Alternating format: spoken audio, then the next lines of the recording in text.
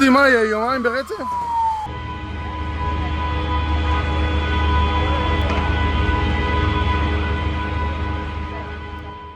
הלך לי הבניין.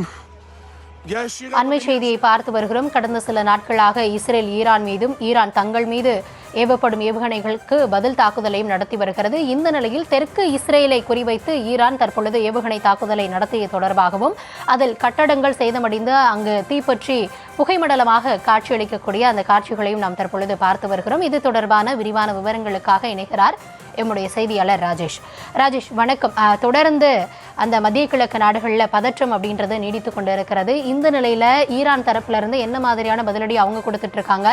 Israel தரப்புல இருந்து இதுவரைக்கும் இது போன்ற தாக்குதலை அவர்கள் முன்னெடுத்து வருகிறார்கள். கௌதமி, இந்த ஈரான் இஸ்ரேல் இடையேயான போர் கிட்டத்தட்ட 8 நாட்களை கடந்து நடைபெற்றுக் கொண்டிருக்கிறது. உலக நாடுகள் மத்தியிலே இது பதற்றத்தை அதிகப்படுத்தி இருந்தாலும் 2 நாடுகளுமே சமாதான பேச்சுவார்த்தைக்கு ஒத்துழைப்பதாக தெரியவில்லை. தொடர்ந்து இஸ்ரேல் தாக்குதலை அடுத்து ஈரானும் பதிலடி தாக்குதலை தீவிரப்படுத்தி இருக்கின்றது. குறிப்பாக தெற்கு இஸ்ரேலை குறிவைத்து ஈரான் ஏவுகணைகள் தாக்குதல் நடைபெற்று வருகின்றது. ஏற்கனவே நேற்று அங்கு இருக்கக்கூடிய ஒரு பெரிய மருத்துவமனையின் மீது மிகப்பெரிய தாக்குதல் நடத்தப்பட்டது. அதில் மருத்துவமனையினுடைய பல கட்டிடங்கள் அதே போல பல பகுதிகள் சேதமடைந்தது. குறிப்பாக பக்கவாட்டு சுவர்களில் பொருத்தப்பட்டிருந்த கண்ணாடிகள், பக்கவாட்டு சுவர்கள் எல்லாம் வெடித்து சிதறியதை பார்த்தோம். தொடர்ந்து இந்த பகுதியில் இருக்கக்கூடிய உயரமான கட்டிடங்கள் மீது குறிவைத்து தாக்குதல் நடத்தக்கூடிய பணியிலே ஈரான் ராணுவம் ஈடுபட்டு வருகின்றது.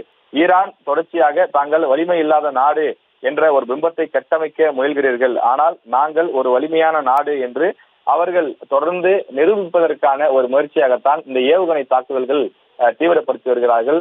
அங்கு தெற்கு இஸ்ரேலிலே நடைபெற்றிருக்கக்கூடிய இந்த ஏவுகணை தாக்குதலின் காரணமாக அந்த சுற்றுவட்டார பகுதி முழுவதுமே கரும்புகை சூழ்ந்து காணப்படுவதை பார்க்க முடிகின்றது.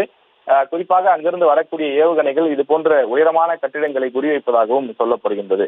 குறிப்பாக ஈரான் இந்த போரிலே தடை செய்யப்பட்ட ஏவுகணைகளை பயன்படுத்துவதாகவும் ஒரு குற்றச்சாட்டு முன்வைக்கப்படுகிறது. இஸ்ரேலுக்கு எதிரான இந்த போரிலே கிளஸ்டர் ஏவுகணை என்று சொல்லக்கூடிய தடை செய்யப்பட்ட அந்த ஆயுதத்தை பயன்படுத்துகின்றது. இந்த கிளஸ்டர் ஏவுகணையை பயன்படுத்துவதற்கு ஈரானுக்கு அனுமதி கிடையாது, அதாவது தடை செய்யப்பட்டது. காரணம், ஆயுத கட்டுப்பாட்டு அந்த சங்க நிர்வாகம் ஏற்கனவே இது போன்ற போர்க்காலங்களில் இவற்றை பயன்படுத்தக்கூடாது.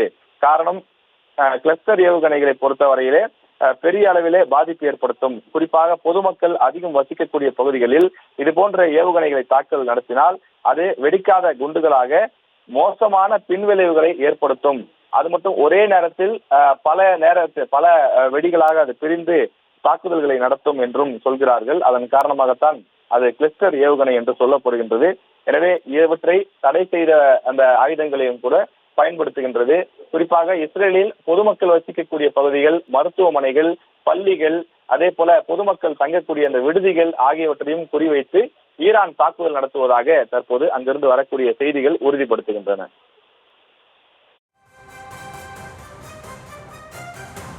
விவரங்களுக்கு நன்றி ராஜேஷ்.